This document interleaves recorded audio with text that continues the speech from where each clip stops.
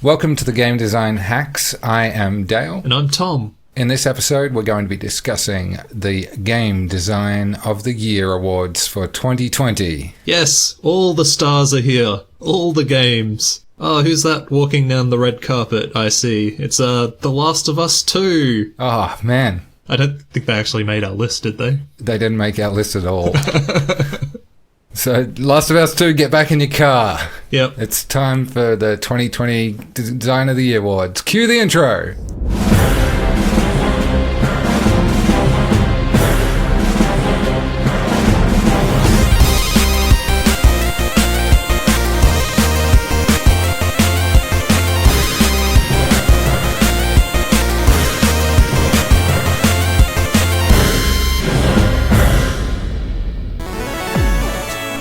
The Game Design Hacks Game Design Awards for 2020. In this episode, we're going to be discussing some of the best and worst designs, some of the most interesting designs in games that we've played, and that's kind of regardless of the release date. It's just going to be games that are from this year. Yeah, it's been kind of a interesting year. Like, I think there's a lot of games on this list which wouldn't be on here if this wasn't 2020. Yeah. Yeah, the virus has definitely affected our judgment on some of these games. Absolutely, and it's kind of meant that there are a few games that have kind of cropped back up, or at least that's what I've found. Yeah, totally. Yeah, so this is from our point of view, and ultimately, after discussing some of this stuff, we're going to land on the Game Design Hacks official Game Design of 2020, which is the mechanic that is ultimately the best mechanic of the year, according to us. Yeah, and like you said, it is our opinion, but also by sheer coincidence, these are objectively true as well. Yes, that's it. And I think maybe after each category, even though we've got separate winners each, we should try and figure out which one's better, even if we haven't played both of them. Yeah, no, we'll sounds good. We'll have a little debate about it. All right, cool. First category is the Fallout Bunker Award for Best Under Isolation Conditions. What did you have, Dale? I had, there were a couple in here. The couple of games that I played a bit under isolation conditions. One of them was No Man's Sky, which I didn't expect to crop back up. But it turns out multiplayer in No Man's Sky, when you're under lockdown conditions, is a good way to socialize. Yeah, I did notice that you didn't play No Man's Sky multiplayer with me. Yeah. So, we'll have a discussion about that off air. Sure. I was busy that weekend. I was doing the washing. Which weekend? All of them. And Quiplash 3 was another one that came up a few times. A couple of quick Zoom games. The Jackbox ones are quite decent, and I found that Quiplash 3, which was released this year, got quite the work out there. Yeah. Did you play any of the other Jackbox 7 games? I don't think I did. I played a lot of other Jackbox games. So one of the ones that was quite popular was I've forgotten the name of it, but it's a game where you rap battle against each other. It's something like Rap Robots or something like that, from Jackbox 5. I haven't played that one. It's pretty fun. It sets these really contrived things for you to rap to, and then it's basically a rap battle between you and the other contestants, and kind of in that Quiplash fashion, the ones who aren't playing get to say who the winner of the battle is, and it's pretty good fun. Yeah, no, it's I played a couple of games from the Jackbox Party Pack 7. I think 7's the latest, right? Yeah. The other day, yeah, and I think it's probably one of the stronger packs that I've played. Like, I think with most Jackbox game bundles, like, you're pretty good if half the games sort of hold their own, and everyone of this one that I've played so far, I've had a really good time with everyone. Yeah, cool. We should definitely hook up a session there, and check out a few more of those, because even Jackbox 6 got another go around with You Don't Know Jack there, and that's always a bit of fun. Yeah, no, it's like the quiz games are interesting because they're obviously very sort of US centric. So whenever I play with friends, either from the UK or Australia, there's always a few rounds where people are inevitably disappointed by it. But yeah, I don't know what you can really do about that other than not play it. Yeah, absolutely. I think the other ones that kind of made a bit of an impression was Fallout Guys, played a bit of that. Vermintide I played a bit of. And just a whole host of other PS4 games, as I didn't have a PlayStation 4 before this year. I've kind of been mostly a PC and Nintendo guy, but I really got into the PS4 this year. And Playing catch if you up. haven't... Yeah, and there's so many great titles on that console that ended up taking quite a bit of time, and the multiplayer features on it were quite good too. But even though all of those considerations are there, for me, No Man's Sky multiplayer was the best isolation social game. Alright, well, my best under isolation conditions social game was Among Us, which I think a lot of people are going to agree with me on that one. Yeah. It's it solves a problem that I've been thinking about for a really long time, and it's about how to sort of bridge the gap between what it's like playing a board game and what it's like playing a video game. And I think, again, if it wasn't for, the lockdown and people trying to find ways to play these games that have an element of social deduction to them, it wouldn't have turned into the phenomenon that it is. Oh yeah, it shot right up. Yeah, and, I think that's just people desperate to hang out with other people, but at the same time, it's such a rich, pretty much untapped vein of gameplay in the space of video games. It's, you read stories about, like, EVE Online, where, there's all this, like, court intrigue and, the game is how you interact with other people in, social situations. But yeah, that's not sort of codified in the rules of the game.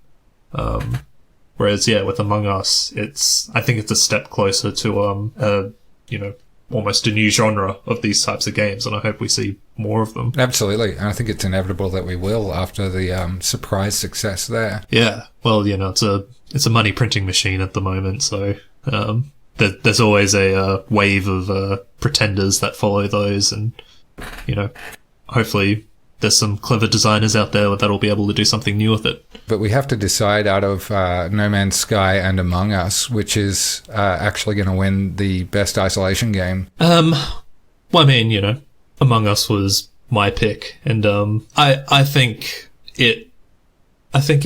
I don't know how to finish that sentence. Look, I think you just convinced me entirely there. Yeah. I'll let Among Us have that one. Yeah. That was very convincing and impassioned argument from you. Yeah. No, screw you. No, what my brain was trying to come up with was, I think Among Us has brought something new to gaming. Yeah, it's like a new way to interact with other people in a video game. It's not a new way of playing a game, but I think it's new for video games, and I think that's worthy of one of our very prestigious awards. Yeah, fair enough. I reckon I'll let that fly. No Man's Sky, I found it personally pretty good for the social aspects, which were, probably PlayStation's more than No Man's Sky's. So, and Among Us has definitely captured more public attention, and it's more innovative. So it gets the best under isolation conditions. Hey, well, congratulations. All right, cool. Well, I guess that brings us to the next award, which is the Russell Brand Award for the most addicting mechanic. This is the game with the stickiest mechanic, or the one we couldn't stop interacting with or playing. And for me, the candidates are For the King, which is a roguelike board game, which kind of brings that sort of role-playing game, tabletop game thing to the console experience. And then there is, again, No Man's Sky with its planet-hopping mechanics. I find myself just diving into ships and going from planet to planet very quickly there.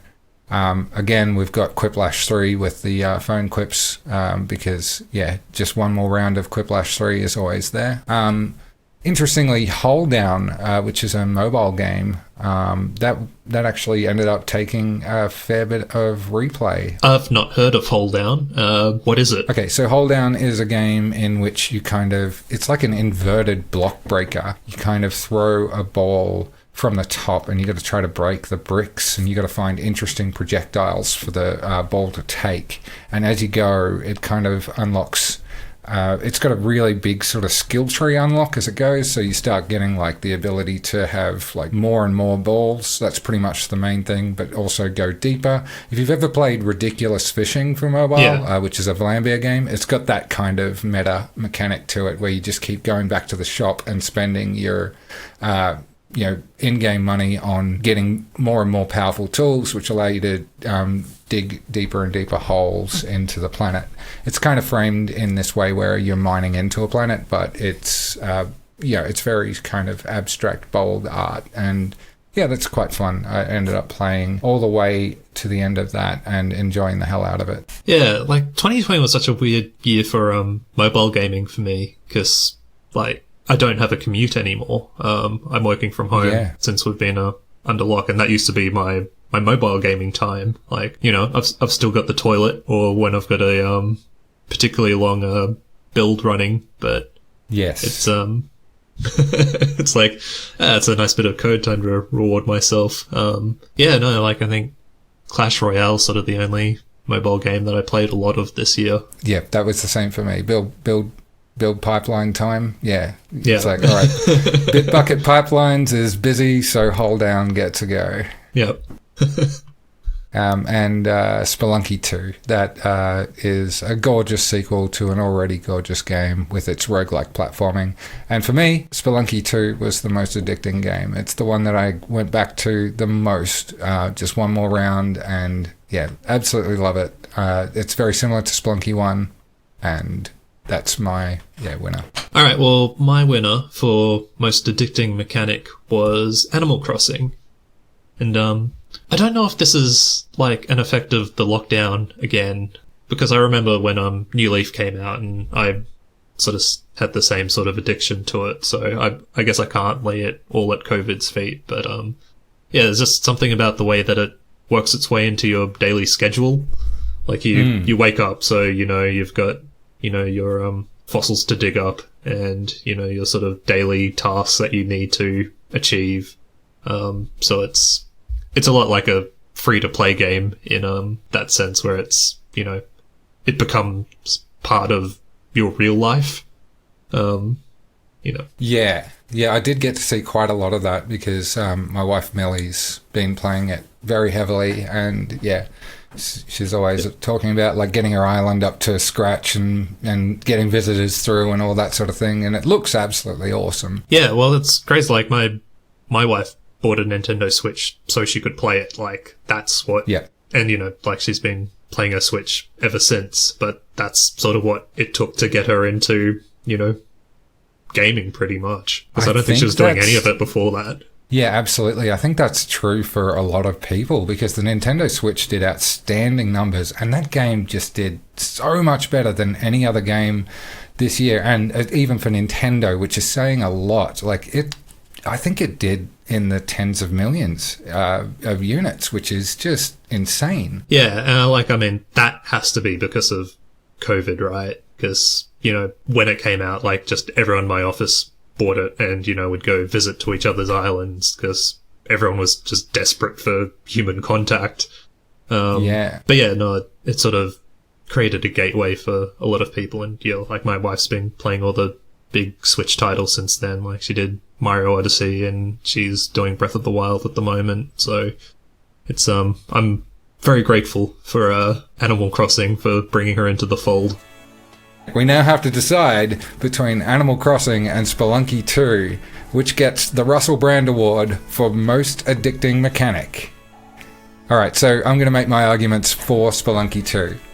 Okay, Spelunky 2 is good, and that's why it deserves to win. Well, I think that's a very solid argument, and I'm not sure if the addicting parts of Animal Crossing are actually good. Like, it's, the fact that it weasels its way into your routine like a free-to-play mobile game, that's, it's not necessarily good gameplay. It's, more an insidious, brainwashing technique. I think you just made the argument for it. It's the most addicting mechanic.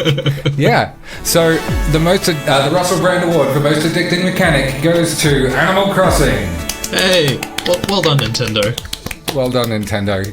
It's the first win for Nintendo in the Hindsight Awards, so they should be absolutely wrapped. I will tell you how I broke my addiction to Animal Crossing, though. My goal with my island was to just turn it into one giant graveyard. So I got the blueprint for how to make graves, and then I started digging up stone, and then I started trading with other people online for their stone. And I got to the point where my island was so dense with graves that there was nothing left for me to do, and that's when I stopped playing Animal Crossing. I was wondering, because you can dig up ocean in that, can't you? Yeah, it's you got a bunch of terraforming tools. So are you able to dig away the entire island? I'm not sure how small you can actually get it. Oh, yeah, actually, I'm not sure if you can dig away the island. I think the beaches might be fixed in place, but there's been a lot of updates to the game since I last played it. All right. Well, moving on to the next award category, we have the Spore Space Stage. We have the Spore Space Stage Award for Boldest Attempt. This award goes to the biggest idea, regardless of its effectivity. So we're looking for the moonshot, the swing and a miss, or maybe the swing and a hit, knocking it out of the park. I don't know. What are other sport idioms we can use for this? Touching down. Kicking it for a wicket. It's the biggest hole in many. Yeah. All right, cool. So I've got some of the nominees. Ring Fit for its run and gunnercising, which is what I call exercising in a run and gun framework. We then have Lair of the Clockwork God, which is a Ben and Dan adventure from Dan Marshall and Ben Ward. Absolutely fun adventure platforming game that kind of tries to cross over between the two quite successfully, I might add. We then have the fighting mechanic from Paper Mario Origami Kingdom, and the reason why I had that in as boldest attempt is because they nailed the fighting system in their old games, so to try to reinvent it is a very bold attempt indeed. And even though I haven't played this one, I have seen a lot of footage of it, and that's Watch Dogs Legion for its play as anybody at all mechanic. Yeah, that sounds pretty cool. I've never actually played a Watch Dogs game, which I feel very sad about, because I enjoy those open world city, GTA inspired games. Yeah. I know they've sort of like taken a dip in popularity in recent years, except GTA 5, which I saw was like one of the best selling games in 2020. Still. Well, it's just about to release for the PS5, hey? Yep. It's just the game that keeps on giving. Well, I hear in Watch Dogs Legion, you can play as absolutely anyone in London. So I played as you. Oh, I'm flattered. Yeah, no, it was good. You took down the government buildings and then you walked away from the government buildings. Maybe I shouldn't be making that joke right now. Well, I played as Prince Harry, and I walked right off the corners of the map and vanished. All right, cool. But I'm giving mine to Spelunky 2 for its... Wait, no, that's the previous category. I'm giving mine to Ring Fit Adventure for its run and gunnercising as, I feel as though if you were to explain to somebody that jogging on the spot were a way to move, and that, squeezing a ring at your enemies would be the way to attack, before having seen that, I would have just said, wow, that is an insane idea. But yeah, that was a very bold attempt, and I thought it was fairly successful too. Well, I have to play it in squatting mode because we've got downstairs neighbours. All right. Yeah.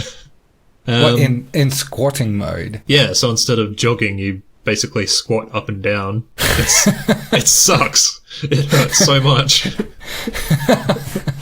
Wait, don't they have one where you can kind of do that sort of tiptoe on the spot thing instead of running? I don't know. I think there were only 2 modes last time I played it, but yeah, maybe there's been an update. That was when I set up the initial settings for it.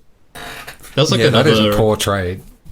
Yeah, that's like another weird lockdown game, because I had to wait months for it to become available, because a lot of people that clearly had a lot more foresight than me, clearly snatched up every copy in the country as soon as it started becoming apparent that we weren't allowed outside anymore. Yeah, right. Yeah, that I think that is true for me to an extent as well. Like I really picked up a lot of Ring Fit when it kind of became a bit harder to jog. I mean, we had it a lot easier here because we haven't been in lockdown as much, or very little at all actually in comparison. So it kind of fell off again when I was able to go outside and exercise, I guess. But yeah, and also the Switch just doesn't seem to fly off the shelves in Australia at the moment. Yeah, no, it's interesting what, COVID's done to video games as an economy. But anyway, going back to the awards, my nominee for boldest attempt is the indie game The Longing, which is a point-and-click adventure game that takes 400 real-time days to complete. 400 real-time days to complete? Yep. So do as you far have as to play the whole time? Well, what? Maybe if that's Animal Crossing as well. I'm not actually sure if it plays when you're not playing. So it could be that nobody's actually finished this game yet. But yeah, like in terms of boldness, like that's a very bold mechanic. Did that one come out in 2020? Yeah. Well, then nobody's finished it yet. Yeah, not if they're playing properly. Ah, right. So you reckon you can fiddle with the date? Yeah, like I don't know if that's the point. Sort of like, Undertale was all about fiddling with the game data and, breaking outside the game. Whereas, yeah, the Longing, I think you're supposed to play the 400 days. And, it's very much it's an art game. And, right. It's, about sort of reflecting on the nature of longing and patience and all those things. But at the end of the day, at the end of the 400 days, it is that's a silly expectation of players. And I'm glad somebody made that game. All right, so that's your arguments for the winner being The Longing? That's a very bold game mechanic. All right. Okay, so I've got my arguments for Ring Fit. I think, Ring Fit is, it's a very out there idea. And my second point about it would be you won the last two, so it's my turn. Yeah, no, I'm happy to concede. All right, so the winner of the Spore Space Stage Award for Boldest Attempt is Ring Fit Adventure.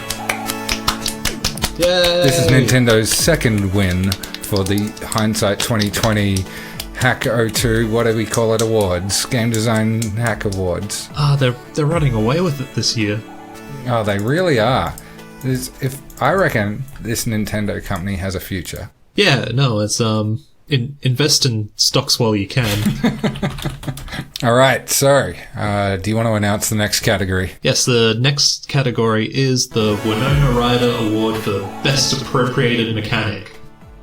So it's a game that has stolen something from somewhere else and has done a fine job at it. And, that's not to besmirch stealing. Like, that's what design is. It's stealing ideas from other people and doing it better than they did. Oh yeah, definitely. Yeah, what was your first nominee? My first nominee is Among Us, which took a lot of ideas from Werewolves, which I have noted here as Dances with Wolves / Avatar. Mm-hmm. And just a lot of that stuff about you having a imposter among you or a werewolf among you, and then finding interesting ways to put that into a video game format and to get that debate going in the same fashion.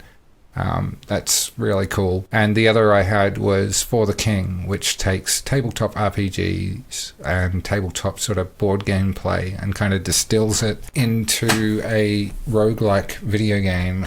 And I think for me, the stronger of the two, or the one that left the most lasting impression, was For the King. Yeah, I still really need to play For the King. My nominee was also Among Us. Like you said, based on Werewolf, but I also think it solves one of the biggest problems that Werewolf has. Oh yeah, where it gives people something to do once they've been eliminated. Yeah. Because, you know, like, everyone loves a game of Werewolf, especially at a party or something like that, but it's the same problem that Monopoly has, where if you're the first one to get eliminated, then you're sort of twiddling your thumbs watching other people play a game until the game's finished. Getting drunk and ruining it for everybody else. Yeah.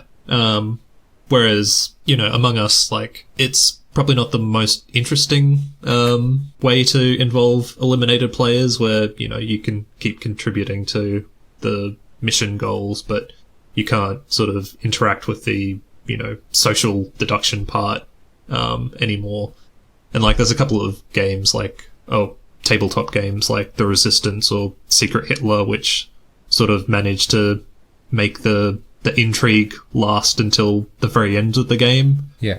Yeah, I think there'll probably be a Among Us style game to come out in the next few years that probably borrows a few things from those other tabletop games, but it's certainly more fun than I think Werewolf is, if you're knocked down in the first game. I've also played games of Among Us with people where, you know, they're sort of grateful to be the ghost, because they're just sort of like running around the ship doing things, but they don't like the pressure of, you know, being murdered at any moment, or, you know, having accusations thrown at them.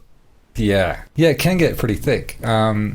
Yeah. Well, I guess because it's on both of our lists, it's disqualified, and For the King should probably win. Yep, well done For the King. For the King. Yeah. Best appropriated mechanic. It's alright, Among Us already has an award.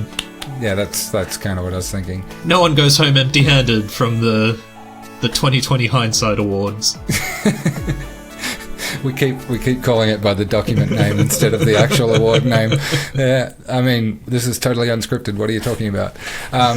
One thing that for me was interesting, but definitely didn't make this category, was Binding of Isaac, which actually went the other way, because most of these are adaptations from, you know, role-playing games or tabletop or that sort of thing, like real-world games to video games, and you know, that was obviously a thing that was going to happen this year. But vice versa was Binding of Isaac, the card game, which I played a bit this year with Millie. You can play it with 2 to 4 people. And it's not a bad adaptation, but it doesn't really take any of the spirit of Binding of Isaac. It mostly just takes the item names and character names and just puts them into a fairly generic card game, which is kind of fun, but doesn't really bring anything new to the table and doesn't really bring much of Binding of Isaac to it. Yeah, I'm trying to think of board games that have survived the transition from video game to board game. I think the XCOM board game's supposed to be pretty interesting and fun. Yeah. That's all sort of driven by a mobile app, so even they couldn't completely detach themselves from the digital realm. Right, yeah. But yeah, no, I'm interested to play the Binding of Isaac card game, but again, because I haven't been able to see anyone for a year, it's made my tabletop gaming a bit difficult. Yeah, well, I mean, yeah, the that and Boss Monster are pretty good for 2 people, I've found. Yeah, it's so tough finding good board games for 2 people. Like, that's a problem I've been struggling with for years. Back in Australia, I had a pretty massive board game collection, but I couldn't find anything that I could really just play with me and the missus. Yeah, fair enough. All right, so I guess we're up to the next award, which is the Heptapod and Amy Adams Award for Most Difficult to Learn. This is the game that, just took the longest to pick up, had the most convoluted rule set, or the longest onboarding ramp. And for me, it's only one thing in this category. It's Twilight Imperium, the military game which takes at least 10 hours to play. And for me, it took 11 and a half hours. Yep. And, oh man, I feel like the first 6 of those hours were all on trying to figure out what the hell was going on. Yeah, well, I mean, it's an intimidating box to begin with. Like, it's basically like a luggage-sized suitcase of game components. Yes. It's so... we filled up the biggest table that anyone in our 6-person group had with... We couldn't fit all 6 of us on this damn table with the amount of cards and pieces and everything else. And then I think the game has 9 or maybe it was 10 phases per player per turn, which means there's 60 bloody things to do and deliberate over and debate just for one turn, and every turn takes like an hour. Well, I've never actually been able to play Twilight Imperium. Like, I had the box back home, but again, I could never find, a day where I could coax people into, giving up their weekend to play it with me. Yeah. On a turn, like, how sort of insular is it? Like, is everyone sitting around the table waiting for you to make all your moves, or are you sort of talking to other people about what you're going to do next? Is it, does it feel like the council from Star Wars where you're, flying around on your hover podium? It definitely, towards the end of the game, you're definitely trying to barter a bit. I had the somewhat both enviable and unenviable position of being in the lead quite early, and I ended up winning the game. So everybody was out to get me. And I was mostly winning through some of the secret objectives, which I just kept stacking up. And I made a terrible mistake while I was playing that. I was reading the craft in the game, and it was like, here are all your units, and this is what their combat is. You've got this like fighter unit. Oh yeah, it's like got a combat of 4, whatever. This carrier with combat of 9. I'm like, 9? That is awesome. 9 is a great number for combat. So I started building all of these carriers, right? And I started rushing the center with these carriers. And it turns out that low numbers are good for combat in that game. And so I'd built a ton of the most useless unit in the game. So it's the golf-based approach to combat. You want to get low numbers. That's the only mechanic. Yeah, because it turns out that it's the lower the number, the more resistant to die it is, because you go, all right, cool, you roll the die, and if you've got a combat of 2, then 3 or more loses, which it just seems arbitrary to me. But yeah, well, it clearly worked for you if you won, right? Well, actually, that's funny, because the tactic that ended up working is I built the cheapest unit as much as possible and just filled up all my carriers and just sent them into the middle. And then nobody could get me out of the middle because I just had it defended with so many units that were all fodder, and I could just send tens of them out. I was zerging the game, essentially. Well, it sounds like a bloody good time, if you ask me. It was a great time. I just kind of wish it wasn't 11 and a half hours. I'll play it one day. Not with me, you won't. No. And what did you have? Well, my award goes to Crusader Kings 3, which is slightly less dense and impenetrable than Crusader Kings 2 is, but it is still a lot of menus and screens and systems to get through, and that doesn't count against the game, because the promise of the game, which is, court intrigue on a grand strategy scale and emergent stories, that's not a simple thing to reproduce, and I think you sort of need that level of complexity to tell the stories that game does. But as somebody that, doesn't play those games regularly, it's a hell of a learning curve. Right. Yeah, so what is... I don't really know Crusader Kings. What's the feel of it? Well, it's a Paradox grand strategy game, so if you've played any Europa game or Stellaris or any of those sorts of things. Right. Or, if you haven't played those sorts of games, I guess the closest simulacrum is the Civilization games. But on top of that sort of map-based strategy, you've got this sort of dense system for lineages and relationships and diplomacy, pretty much. So you've got a royal family that you're playing as, and they've all got needs and wants and perversions, and every other nation in the world also has these, monarchs, and basically the relationships between those drive the, conflict that happens on the map, and the, capturing of territories and all that good stuff.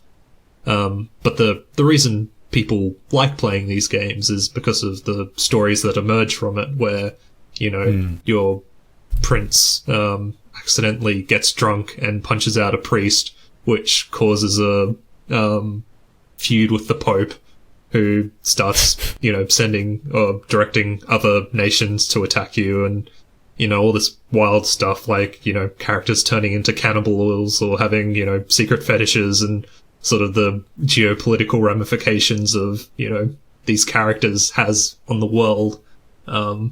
That's what makes it such a popular series, and I didn't play enough of it to sort of fulfill that promise of the game, but it's something I'll definitely come back to because I want those stories. Right. So how are we going to decide this one? Well, I think I'd vote for Twilight Imperium, because I'm sure there's hardcore Crusader Kings 3 fans out there that's like, oh, this guy doesn't know what he's talking about. It all makes perfect sense. Yeah. Whereas I don't think there's anyone that's played Twilight Imperium that hasn't gone, fuck me, that was a bit much. Oh, well, a lot of the guys I played with are teeing up another session, but I am not quite as convinced that I'm in for round 2. So the Heptapod and Amy Adams Arrival Award for Most Difficult to Learn goes to Twilight Imperium. Yay! This is the first win for Twilight Imperium in the Game Design Hack Game Design. I should stop saying that every time. Actually, I think that's our first tabletop game, isn't it? Yes. Yeah, that's our first tabletop game. So cool. All right, I guess that brings us to the next award category, which is the Frank Ocean Award for Most Stuff Stolen. This goes to the game that stole the most ideas and succeeded. And for me, it's only... Oh, right. What have you done? No, I've gotten completely confused by this category. My nominee was for The Sinking City, which is currently embattled in a legal battle over royalties between the developer and the publisher. Right, so you took the stealing stuff thing rather literally then. Yeah, no, it's my bad. All right, so by default, it goes to the only nominee in mine, which is Immortals Phoenix Rising for stealing from Breath of the Wild. Hey! So if you haven't played Immortals Phoenix Rising, it is Breath of the Wild, but Ubisoft and a little bit faster. And I highly recommend it if Breath of the Wild was your thing, but you want something to play again that's not quite as long-winded, even though the long-windedness is a good thing. I just wish there were more hours in the day. There's so many games I want to play. All right, cool. Next category. The Enzo Ferrari Award for Most Mechanics. The most mechanics. What do you have, Dale? I have, What the Golf, which I played, which has a seemingly infinite number of ideas in it. Some really good ideas, some really bad ones. If you've never heard of What the Golf, I recommend checking out the trailer. It's one of the funniest trailers that I've seen, and it's got so many of the mechanics in there. Part of the game's charm is that it comes up with a ton of fresh ideas. And then I also had Ring Fit because of the exercise on rails stuff.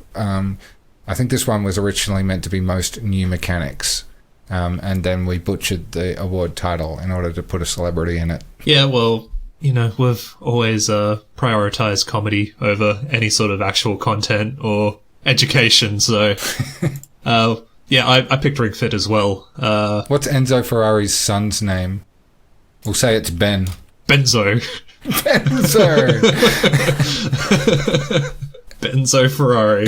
So this is now the Benzo Ferrari Award for most new mechanics, because Benzo Ferrari, being the son, is much younger than Enzo was. So new mechanic. Yeah. I basically treated every different exercise in Ring Fit as a separate mechanic. Yes. So you add all those up, then that's the most mechanics. Yeah. I think that's fair. Yeah, so the winner, I think, because it's in both our categories, is Ring Fit. Oh, Ring Fit again! The Benzo Ferrari Award for most new mechanics goes to Ring Fit Adventure. This is Ring Fit Adventure's second win for the Game Design Hack 2020 Awards. Benzo's coming up to present the award himself. Hey, it's me, it's a Benzo! Here's your award! You guys want to join on my team? I have so many new mechanics! Thank you, Benzo.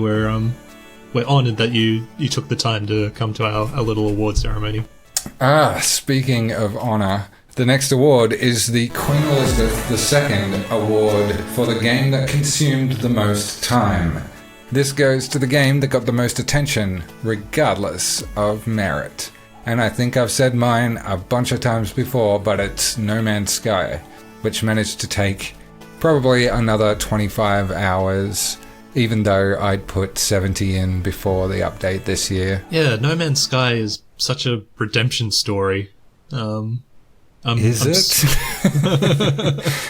Well, it was the game that promised the world, didn't quite deliver it, but has been trying its heart out over the last few years to try and, appease the people that were hurt by it. Yeah, I find myself I find myself to have quite a different experience than the general narrative, because everyone kind of agrees that it didn't have enough when it came out, and now it's gotten much better and it has a lot of stuff. And admittedly, multiplayer is the thing that I've been doing with it most recently, but I was perfectly happy to put 60 or so hours out in the initial phase. Like, I thought it was fine if you just want space exploration. And I still find that thing that was initially there, even though it's improved somewhat, is the thing that I interact with the most.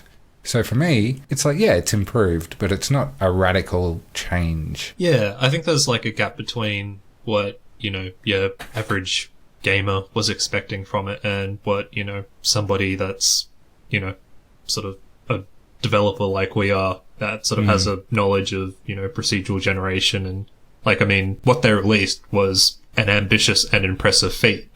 It wasn't necessarily a game, but, from a technological standpoint, it was, fascinating. Yeah. And it was fine to check out. Like, it was genuinely good fun for maybe 20 of those 6 hours to check out random planets. Yeah. 20 of those 60 hours, I should say, yeah. But, and what did you have in the Queen Elizabeth II category?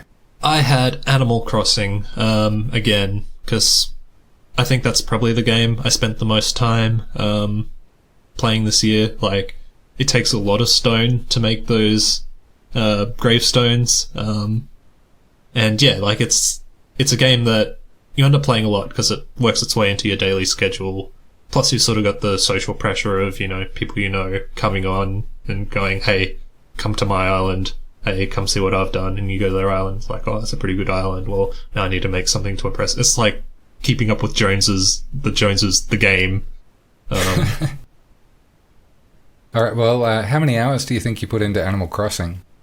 I wish I had my Switch on me so I could, tell you exactly how much, but I think it probably would have been about 65, 70.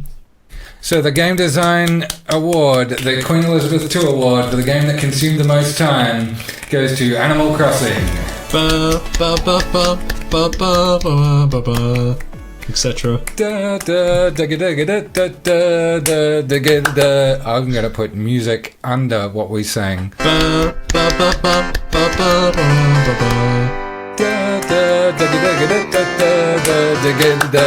Such high production values.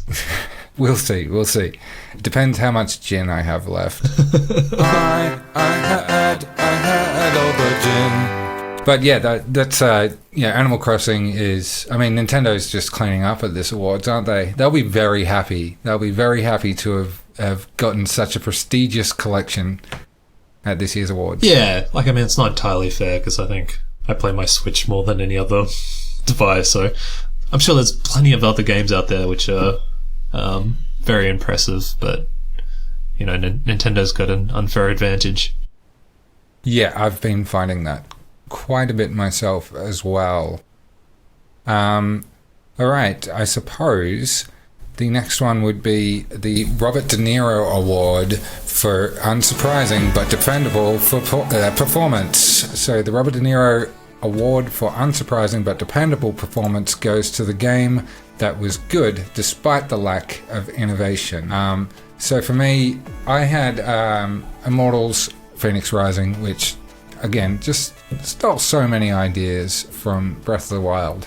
And I also had Paper Mario Origami Kingdom, which did nothing particularly new, but was, enjoyable nonetheless.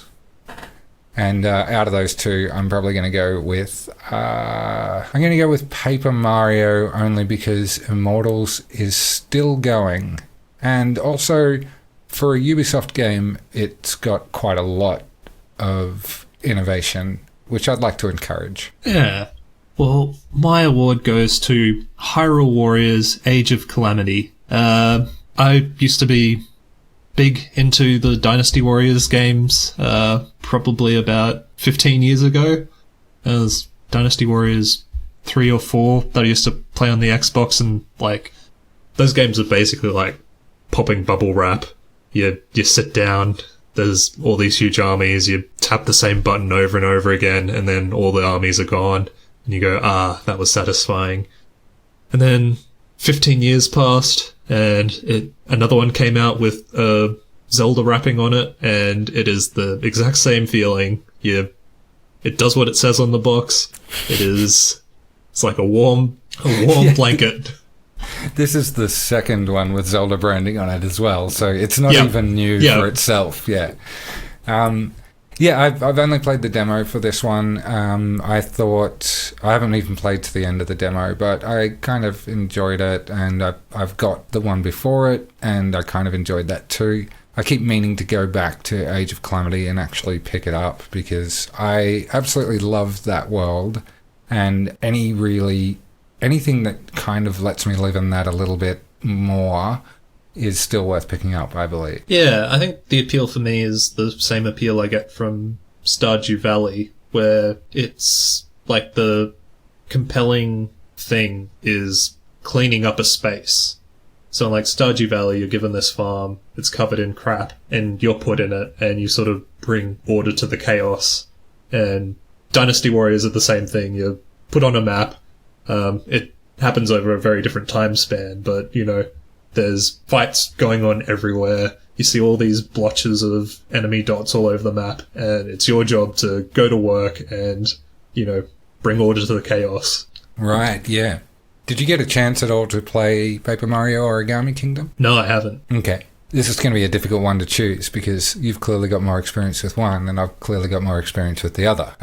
So do you have any ideas about how we're going to solve this? Flip a coin? We can flip a coin. I don't have any coins, though. It's a cashless economy. Well, if we shuffle both games into a clumsy portmanteau. Okay, yeah, cool.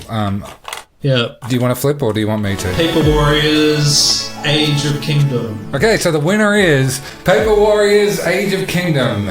Paper Warrior Ages of Kingdom takes away the Robert De Niro Award for unsurprising but dependable performance. Well done. Well done. And again, that's another Nintendo award to 2 new games, or 1 new game made from 2 games. I wonder whether or not that would... Yeah, actually, you know what? Paper Mario had bad combat, and Hyrule Warriors, or Dynasty Warriors, could probably fix that. And Hyrule Warriors is also... Actually, I haven't played it long enough to call it shallow. The Dynasty Warriors were definitely shallow, but no, I think it's... They've definitely brought their A game for Hyrule Warriors Age of Calamity. Anyway, moving on to the next award, we've got the Stephen Bradbury Award for Most Surprising Win. Yeah. So this is a game that was good despite the lack of innovation, which doesn't really describe the game that I picked. My game was all innovation. No, I think that's just a mistake in the document. This most surprising win goes to the game that had the most surprising new mechanic. I think I've just written I've accidentally written the same subtitle twice. Oh, no. The game with the most surprisingly good mechanic. There we go. Does that change your answer much, or...? No, that fixes my answer. Okay, cool. So the Stephen Bradbury Award for the most surprising win goes to the game with the most surprising good mechanic. So you didn't necessarily expect it to be good, but it was good. And for me, that goes to the secret objectives in Twilight Imperium, which was actually how I ended up winning our 11.5-hour game. Although it's not just the fact that I used them for success that made them a fun thing to do. It was a really fun way to play, to kind of keep these underhanded things, which were mostly complete, and then chain together, secret objective accomplishments in order to boost yourself. Yeah. Because when I won that game, I was being inundated from every other player because I was already a bit in front from having done a couple of really early plays, which were a bit strong. But the other thing I had going on was a couple of secret objectives. So I ended up absolutely robbing everyone. Perhaps this is actually a surprisingly bad mechanic, and I just used it to my advantage and liked it. Well, the game that leaps out for using secret objectives really well, to me, is a board game called Dead of Winter. Did I ever play that one with you? I don't think so. Yeah, well, it's a game where everyone's playing survivors in a zombie apocalypse. But it's one of those games where there's the possibility that somebody might be working against the rest of the group, but it's not necessarily a certainty. And everyone has secret objectives that they need to complete to win the game.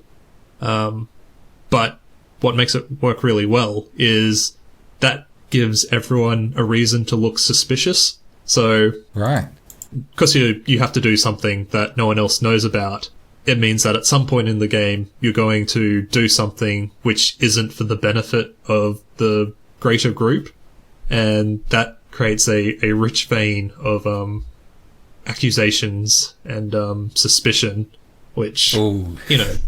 The best zombie movies are about, groups of people turning on each other in stressful situations. So the best game adaptations of that, manage to recreate that feeling. And I hope I see more secret objectives used to, further the vision of the game in games in the future. Oh, yeah. Yeah, no, that sounds cool. I actually thought of a late entry for this. I was thinking maybe Sakuna of Rice and Rain, which is kind of rice farming. It's kind of like where you control the goddess Sakuna, who's tasked with exploring and clearing the Isle of Demons and monsters while also looking for a small group of human characters. The game's kind of split up between two characters, separate gameplay styles. There's like side-scroll hack and slash, and there's kind of platforming levels, and it's kind of gradually revealed the map of the island as the players complete objectives, and a farming simulator where the player must grow rice in a small paddy in the hamlet where Sakuna and the humans live. Oh, yeah. It's a really good game. Yeah. Yeah, well, that's funny, because that's what I'd picked for most surprising win. What? Oh, really? Yeah. Oh, that's odd. That's really odd. Yeah, I don't know if I could have given such a thorough description of it either. Oh, look, as far as I'm concerned, Sakuna of Rice and Rain received generally favourable reviews according to the review aggregator Metacritic. Yeah, well, it's funny that you know that off the top of your head. Yeah, it's a commercial success. Yeah, 500,000 copies. Yeah, no, like the surprisingly good mechanic from that is the rice farming. It's, I've got a soft spot for farming games in general. I didn't think a game where you farm one thing would, be able to maintain itself over the course of an entire game. But yeah, they nailed it, and it's like, rather than just being like a side thing you do in between, side-scrolling fighting, that it kind of is the game, and it's incredibly satisfying. And I think, a lot of dedicated farming games are probably going to be swiping stuff from it for years to come. It's sort of like when Stardew Valley came out, and, that sort of influenced a whole flock of farming games. I think this has sort of moved the genre forward again. All right, cool. So I guess The Stephen Bradbury Award for Most Surprising Win goes to Sakuna of Rice and Rain. Yay! Sakuna of Rice and Rain was developed by Edelweiss, a two-man team previously developed the 2014 shoot-'em-up game Astro Breed. Here comes Stephen Bradbury coming up to present the award. Oh no, he's fallen over. It was bound to happen eventually. That's a shame. He must have saved it up for this, and good on him. Funny how things catch up with you. Yeah. All right. Next we have the Mario Galaxy Runner-Up Award for Best Game. So the best game is Mario Galaxy, but this category is about the best game this year. And the runner-up is also Mario Galaxy, as it was released as part of the Super Nintendo Mario 35 anniversary Mario 3D All-Stars. I'm definitely not cooking the title of this game. That's all part of the title still, end quote, by Nintendo. So this game is the third place behind the original Mario Galaxy and the HD re-release. Yeah, we're going to need a bigger podium for all these Mario Galaxies. It's Mario Galaxies all the way down. Yeah. Imagine a big pyramid with Mario Galaxy on top, and the next tier down you've got another Mario Galaxy, and below that there's another Mario Galaxy. Below that it's just... sand. At the bottom of the pyramid is sand that you can sink into. Yeah, but what's sunken in that sand? It's Mario Galaxy. Anyway, so you want to take us through yours first, Tom? Yeah, well, I guess no surprise. Hades is the just best game I played this year. It feels like the most refined game in a genre that, you know, a whole bunch of different indie companies have been working towards for, you know, basically 10 years now. Yeah. It's, you know, Transistor was a iteration on Bastion, and this feels like, you know, the final form, and, you know, it takes stuff from Binding of Isaac and Hyperlight Drifter and, you know, all these games that have been, like, it doesn't quite take Binding of Isaac's swagger, because it feels like a much more cohesive whole than Binding of Isaac is. Like, Binding of Isaac seems to be a game about, like, each run you're just trying to see, like, what's the craziest endpoint you get to, and sort of like how all these different systems synergize with each other, which, you know, Hades is about as well, but Hades feels much more like you're playing through a cohesive experience as opposed to, you know, basically different simulations. Yeah, I've been meaning to play Hades. I keep hearing good things, and I haven't really played much of Supergiant's stuff, but yeah, I'm looking forward to that. Yeah. And my other nominee is the art punk role-playing game Morkborg, which came out this year, which just has the coolest packaging I've ever seen in a role-playing game before. Just every page is a completely different design style, sort of in the same vein as a, you know, metal zine. Yeah, it's got a whole bunch of really cool ideas in it. Like, there's sort of been a trend in indie role-playing games over the recent years where basically they've been trying to get rules as light as possible. And while this isn't the lightest set of rules out there, it's a game you could certainly play at the pub if you wanted to.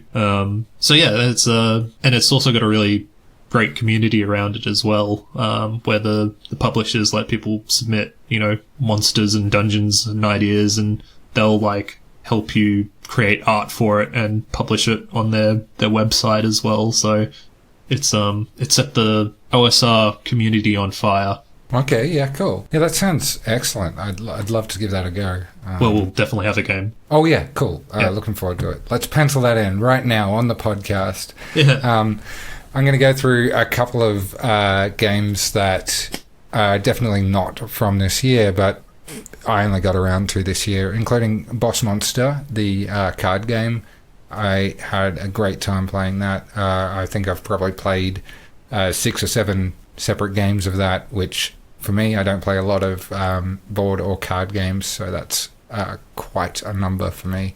The other thing is, because I only just got a PS4, I went through the Uncharted's like crazy. Uncharted 2, 3, 4, and out of those, Uncharted 3 was the standout. Immortals Phoenix Rising, because it's really polished and it's more Breath of the Wild. Lair of the Clockwork God, because it's a puzzle platformer, and those are two of my favourite genres going back. And For the King, because, For the King. And also Mario Galaxy, because Mario Galaxy came out this year again. A surprising contender. Look, I really want to say Mario Galaxy should be the Mario Galaxy runner-up award for best game, but for me, I think Lair of the Clockwork God by Dan Marshall or Size 5 Games and Ben Ward. I'm a long-time fan of the Ben and Dan adventures, and this was just so much smoother than the old ones, and it was so much funnier, and it was just so good. I highly recommend it to anybody. Yeah, we should do an episode on adventure games, because I feel like that's a genre that sort of goes unnoticed a lot, and it's sort of like an evergreen genre. There's a dedicated audience of adventure game fans that they play those games almost exclusively, and there's been a lot of evolution in them over the last few years. Yeah, it'd be interesting to go through sort of how they've grown as well, and highlight some of the things there. I know I only really came on when they got to graphical adventures. Like, I played a bunch of the early LucasArts ones and a couple of the Sierra ones back in the day, but yeah, I've seen it come so far, and I'm really glad that something like Lair of the Clockwork God can exist. And also, like Broken Age, when it came out, I was really happy with that. So Lair of the Clockwork God is mine. And out of Morkborg and Hades, what were you saying was the... I think I'd go for Hades, just because, like I said, it feels like a pinnacle of achievement. Yeah, I've heard so many good things. So we've got to pick between Hades and Lair of the Clockwork God. How do we... This is for best game, so this is not a meager award. Oh, actually, for us it is a meager award, because it's not the Game Mechanic of the Year award, which is the big one. So this is just fodder. We'll just pick... Well, let's go with Lair of the Clockwork God, because I feel like Hades has got so many best Game of the Year awards that we might be able to court an audience through controversy. Yeah, that's right. And I mean, ours is the most prestigious, so they will come after us. Yeah. So the Mario Galaxy runner-up award for best game is Lair of the Clockwork God. Yay! Ooh, and Hades is not happy about that. They've stood up out of their chair and looks like they're leaving the award ceremony early. They're hunching out the usher. Oh no. The usher is actually Usher as well. Yeah, the job seems beneath him, but yeah. Maybe not anymore. Alright, so we're into the big two now. These are the most extreme awards that you can have on our podcast, The Game Design Hacks, and this is the hackiest award there is. This is the second last. It is the Montgomery Scott Award for Worst Mechanic. This goes to the game... Boo! Boo me up, Scotty! This goes to the game with the single worst mechanic. But it has to be despite the fact that we played it. So if the game was complete garbage, maybe it doesn't win this award. But yeah. So for me, even though I enjoyed it and spent quite a bit of time doing it, there are two mechanics from No Man's Sky here. There is the mining and there is the space travel. And they make up so much of the game. Now, the space travel is just the interplanet travel and the intergalaxy travel, which is just basically waiting for a minute. There's nothing else really to that. The mining is very repetitive. It's improved over time in the most recent build. I used to joke that this game would be called Every Man's Ground because of the amount of time that you're just in front of minerals shooting them with a laser, and how similar every planet was to each other as far as the mining materials go. There's nothing particularly interesting there, so you feel like you're in a endless universe of the same 10 minerals. Then on top of that, I have the fighting from Paper Mario Origami Kingdom, which, although it wasn't bad, it was in place of, possibly one of the greatest turn-based RPG things for casuals that I've ever seen. One that went on to inspire a lot of Western RPGs to, take pieces that they liked from the JRPG thing and turn them into, more casual kind of play. And so just for replacing that with something that was an overblown repetitive Sudoku puzzle, which was not all that bad but not that great, Paper Mario Origami Kingdom, you can go under the bus, which you will likely survive as you're paper thin. Funny that a fighting mechanic should be paper thin in a game about origami. And then lastly, and this is just going to win the award, as you know from the last episode of the podcast, it's Super Mario Party for the low movement numbers on boards, because holy shit, can you fuck that up worse? If you need to know reasons, then go back to podcast 1 where I kind of shit on this otherwise okay game with some good ideas. And Tom, what did you have for this one? Well, my top number 1 pick, which I think, this is the one I'm going to go with. It's Elder Scrolls Blades. Right. It's bad for all the reasons that, it's the most insidious and, cynical game mechanic, time boxing loops from free-to-play mobile games. They're there by design, to frustrate you into spending money. That's interesting. What about, so is Elder Scrolls Blades the mobile one? Yeah, that's right. Okay, so you mentioned how Animal Crossing has some loops that are a bit like that, but Elder Scrolls Blades is, one of your worst picks, right? So, I mean, I guess we'll get to the rest of your list in a moment, but I am curious as to why it's so bad, because I have heard that from almost unanimously from everybody that's played it, but I'm interested to know why. Well, in Animal Crossing, the scheduling loops are there, but there's nothing frustrating you. So you log on each day because you know that there's X number of new things which are there, but you're not punished for not doing them. And, the biggest one is it's not trying to get you to spend money. Whereas in Elder Scrolls Blades, it's game design which you can tell is put there to make you impatient enough to go, well, there's a quicker way around this if I break out my wallet.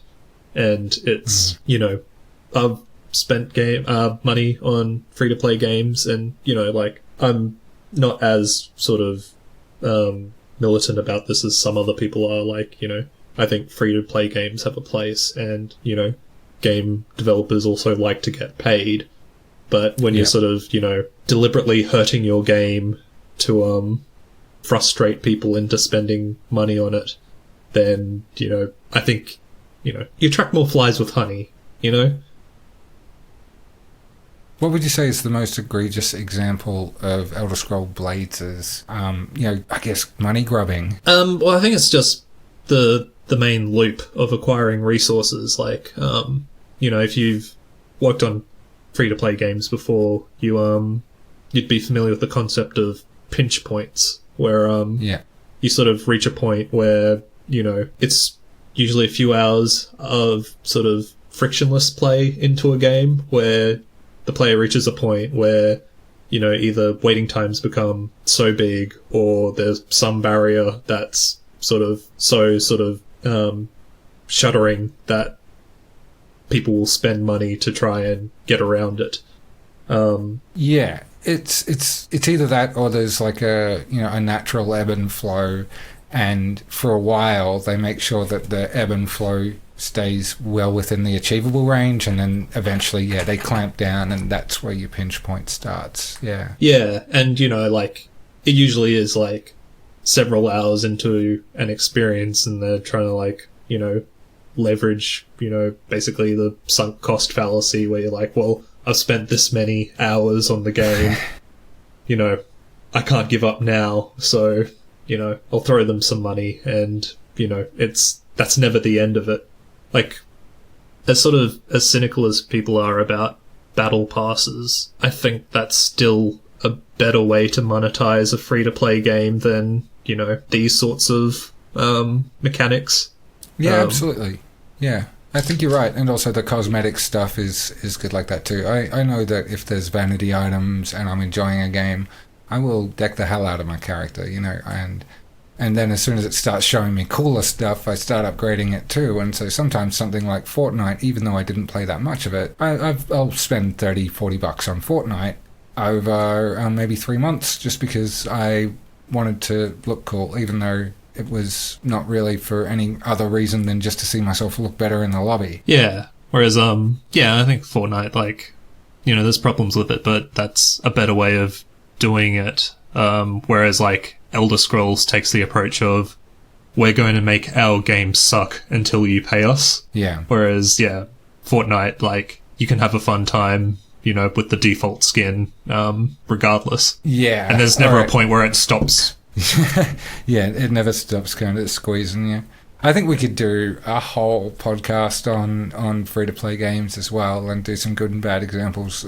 So that's cool, but I guess we better move on with the other nominees. Yeah, like I put Fallout 76 on there as well. And like I think the thing that sort of hurts the most is like they're both leveraging franchises which, don't do that. And, there's the promise of, playing an Elder Scrolls game or a Fallout game, but they haven't taken the soul of the game that make those franchises worth playing. And they've just turned it into a money press. But my non-Bethesda picks were Stardew Valley, which I replayed this year, and the mechanic of deteriorating fences that constantly need to be maintained. And and this is a game you otherwise like, is it? Yeah, no, I'm a big fan of Stardew Valley. Yep. And I'll talk about my other pick as well, which is Jurassic Park Evolution, which I played at the start of the year for the exact same reason, where fences break down and need to be maintained. And Stardew Valley does it better because you can get married in the game and your partner will sometimes randomly repair fences for you. Whereas in Jurassic Park Evolution, you have to do it manually every single time. And my problem with that is when simulation games work the best, it's when they become, they're basically games about efficiency and creating like automated systems of, improvement. So when there's something which you have to do manually, it's like maintenance, and there's no option to, automate that in any way, it just becomes busy work. Whereas like the joy of those sorts of games is like, it's kind of like programming. It's building a system that takes care of itself. And, if you're playing like City Skylines or something and you can sit back and cross your arms and go, look at this, beautiful circuit, which, takes care of itself. That's what the satisfaction in those games are for me. And, maintenance work where there's no way to, upgrade around it is just frustrating and a missed opportunity. Yeah, absolutely. So we're going to pick between, yours was Elder Scrolls, was it? Yeah, you did say that. And then mine was Super Mario Party for low movement boards. And I think Elder Scrolls actually came out this year. And honestly, like we could dive right into why that's so problematic. I'm happy to give that to Elder Scrolls if you want. Yeah, like, I mean, like if we gave it to Mario Party, it kind of makes more sense, I think, because that's a mechanic that if you changed that or fixed it, it would sort of lift the entire product. Whereas with Elder Scrolls, that's like so much at the core of the game. Like, I don't think changing that would. Yeah. No, this is a difficult one. I guess, but Super Mario Party also wasn't this year. Like I've played that last year as well. Let's give it a Paper Mario Origami then. All right. Yeah. Okay. Yeah, I'm happy to do that. So Paper Mario Origami Kingdom. Yep. Stephen Bradburying their way. So the Montgomery Scott Award for Worst Mechanic goes to the fighting in Paper Mario Origami Kingdom. The Paper Mario series has had 4 games. Yeah, but the 2 front runners fell over, and then... Oh, so now it's also the winner of the Stephen Bradbury Award for Most Surprising Win. Yeah, Montgomery Scott has fallen over, coming up to the stage to present the award, and Stephen Bradbury has come in from behind. Help me up, Scotty! Wait, why would he say, beam me up? Oh, God. I've screwed this one up. I've fallen over on my way to the stage. Alright, so that's the first win for Paper Mario, is it? It's the second win. I don't know. Who's keeping track? Yeah, it's the first win for Paper Mario Origami Kingdom, having the worst mechanic, even though it's not terrible. It's just on top. It's in place of a mechanic that was far, far better. Yeah, and I know they've done that for 3 games now, with Sticker Star being the start. Then there was Color Splash on the Wii U, and they keep trying to recook the combat system into something that isn't leveling up and RPG based, and it just keeps suffering for it. And even though this is the best of them, again, it's still a sore spot on the side of an otherwise amazingly lovely game. Yeah, it's a little bit like that's the price of innovation, right? They're not all going to be winners, but yeah, I kind of wish the Paper Mario series would, get back to basics and maybe channel some of that innovation in a different direction. It's actually kind of interesting that no Nintendo games use leveling systems anymore. No modern Nintendo games use leveling systems. They seem to, even with the Zelda series, which has kind of always been, you need this item to get to this place. With Breath of the Wild, they opened it right up. And Paper Mario, which is meant to be an RPG, I mean, it's the spiritual successor to Super Mario RPG. They got rid of the leveling for Sticker Star and they haven't brought it back. Similarly, like the barrier for entry for levels in Super Mario Odyssey is probably lower than any Mario game prior as far as the lockoffs and the gates. So it seems like Nintendo has decided at some stage to open up almost every property, and for most of them it's been a wild success. Don't get me wrong, I still want to see a Zelda game with tight gates on it again at some point in the future. But yeah, the Paper Mario series has really suffered from that decision. I'm not sure if it's a mandate from up high, but I kind of hope that they do allow a couple of exceptions to the rule. Otherwise, when Metroid Prime 4 comes out, there's going to be some problems, right? Because Metroidvania is the classic lock and key system. So I really want to see the Paper Mario series do its leveling better. But otherwise, what a lovely game, and what an unfortunate thing for it to win the Worst Mechanic Award. Yep, bad luck. Doesn't feel fair. You know what, fuck it, I'm giving it to No Man's Sky for the waiting 2 minutes to travel between planets. Ah, fuck it, who cares, I don't... Sean Murray is coming up to the stage, and he's fallen over despite promising the fact that he would run up to the stage with 18 quintillion times the speed of any other person. Just chaos on the stage at the moment. Nobody makes it to the stage anymore. Well, let's bring our ceremony to a close with our final award for this evening, which is... This is the big one. The Game Design Hacks Award for Game Mechanic of the Year.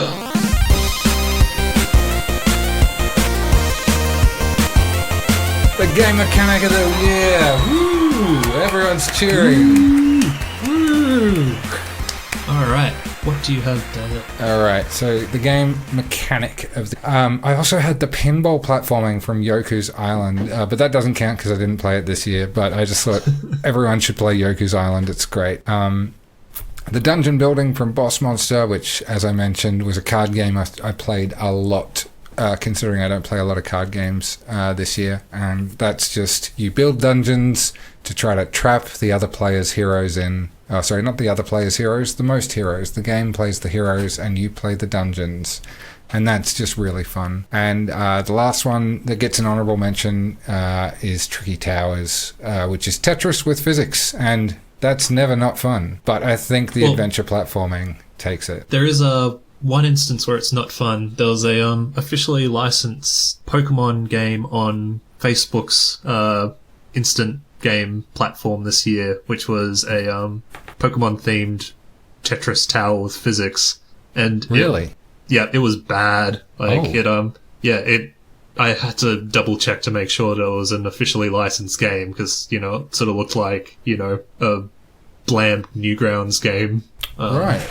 Yeah, it's interesting you should say that, because, I mean, unlike Nintendo proper, Game Freak does have a slightly patchier record for that stuff, but nothing, actually bad. Yeah, no, it was, it just felt like a cheap game made by a high school student, and, it had incredibly low numbers, but it was an official Pokemon game project. Right. Yeah, well, Tricky Towers definitely got a lot of play. But it always does get a lot of play with me. I've had it for 3 or 4 years, so I think it's kind of disqualified for that. But yeah, so for me, Lair of the Clockwork God, for its adventure platforming and mixing between the two, it's just seamless and it's great.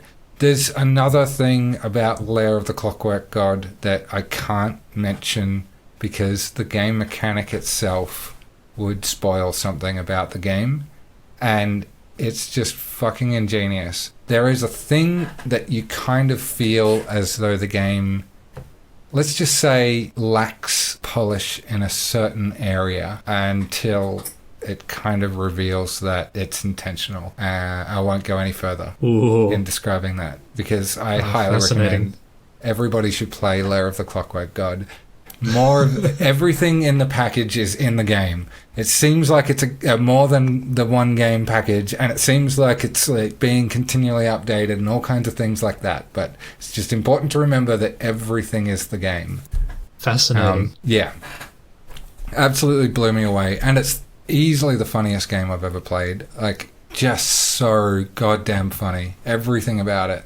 Well, I'll definitely be adding it to the increasingly long to play list. This podcast was a bad idea. We have no free time left. Yeah, and there's like a new year starting. We'll be just finishing up 2020's games by the time we have to do this again. Actually, I have a feeling that some of the dev impact is really going to hit this year. I feel like Cyberpunk was the first sign that things might be slipping as far as intended release dates. Just because, it's a bit different when you've got, working from home in the games industry, an industry that kind of traditionally has applied a lot of pressure in the workplace on getting results and putting in extra for it. Yeah, well, I mean, there's, this year was, really fascinating for that, because, sort of famously, Animal Crossing was delayed, and it, with the intention of, we don't want to make our developers work overtime to get this game out, and, Nintendo stocks took a battering because of it, but in the long run, it ended up being, this amazing, best-selling game, Nintendo's top-selling game. And then you got a game like Cyberpunk, where it's clearly been rushed to get out to, appease investors and, the board of directors, and, they've paid for it. And also Hades being a, remarkable story of, enforcing holidays for their workers and, making sure that they, nobody crunched at any point during the project. And again, that translating to the product and being this amazing success story. So, the world of game development has definitely changed in the last year, and be interesting to see how that continues. Yeah, that's a really good point. I think, we just want to see games take their time. I know that it doesn't seem like that because there are a vocal minority that are, saying we want it now, but, there's always going to be that. There's always going to be the people that are pushing on the release it now thing, but they don't really know that they aren't going to get what they want if they do that. Yeah. And mostly I just don't want to be killed by overwork. Yeah. Yeah.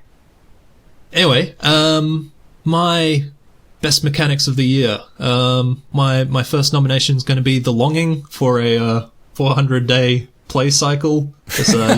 You just can't beat that value for money.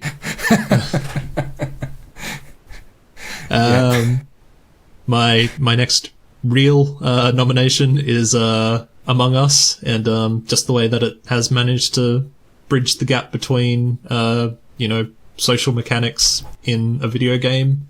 And again, I think that's such a fertile ground for games. And as the planet has been learning how to better socialize and communicate, digitally. I just hope games keep up with that. It feels like the beginning of a revolution in online gaming. But my absolute favorite mechanic I've seen in any game, either digital or analog, was from the role-playing game Morkborg. where at the start of every session you roll some dice to see if the apocalypse happens. Right. Yeah, it's like, because it's this, you know, death metal inspired game.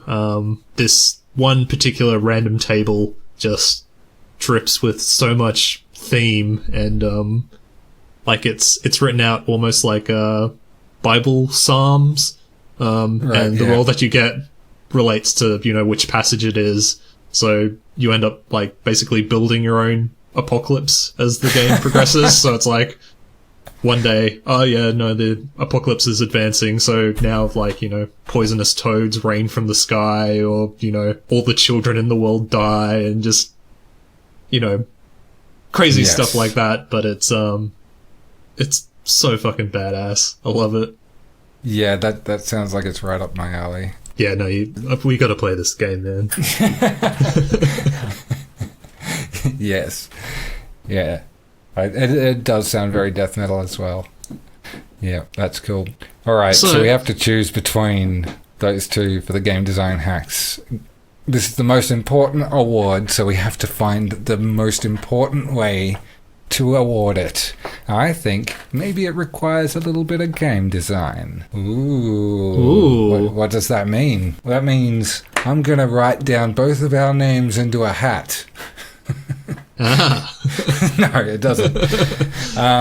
Maybe we both roll for it. Hey, I got a jar full of dice on my table. And I have a JavaScript console in which I can write math.random and multiply it by 6.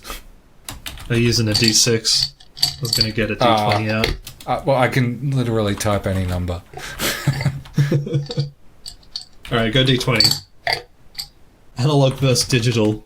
It's like Deep Blue versus Kasparov. It looks like the console's previewing my answer. You know how it does that thing where it evaluates? I rolled a 16. I rolled an 8. An 8. Oh, no. Analog Games wins again. Okay, so the Game Design Hacks Award for Game Mechanic of the Year goes to Morkborg. Morkborg. Yes. Yay. Well, we definitely have to play it now. Yeah, absolutely. And likewise, I recommend you play the runner-up, Lair of the Clockwork God. And it might seem like I'm talking to Tom, but I'm talking to everybody, because that guy needs everybody's support at the moment, because I want him to make another one very badly. Well, alright, excellent. I'll put that on to download now.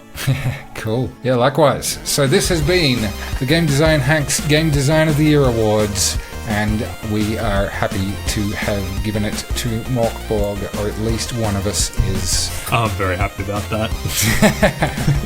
Alright, cool. So I guess until next time, I've been Dale. I've been Tom. Thanks for listening. What's out? Wait, do we have a catchphrase? Keep designing the games. Keep designing the games. Ta-da!